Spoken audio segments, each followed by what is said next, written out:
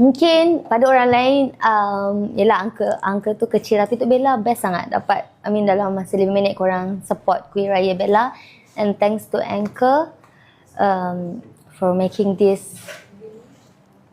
orang cakap, very memorable and very meaningful untuk Bella dan juga fans. So kita rasa dekat. Sebenarnya Bella sampai tahap rasa macam terharu lah. Apa je Bella jual korang beli.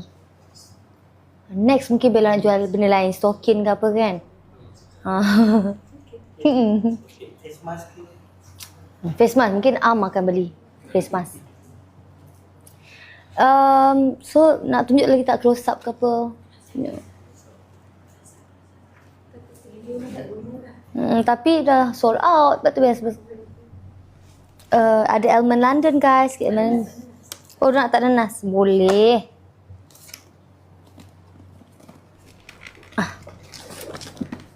Tak, semua kita memang buat. Tunjuknya. Tak nanas. Nak Bella. Nak Bella? Bella tak jual. Bella tak jual. Bella jual selipar goreng.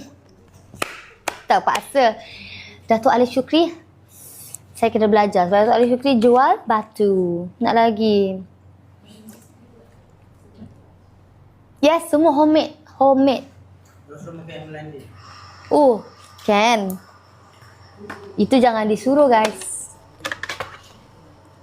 Ni terpaksa.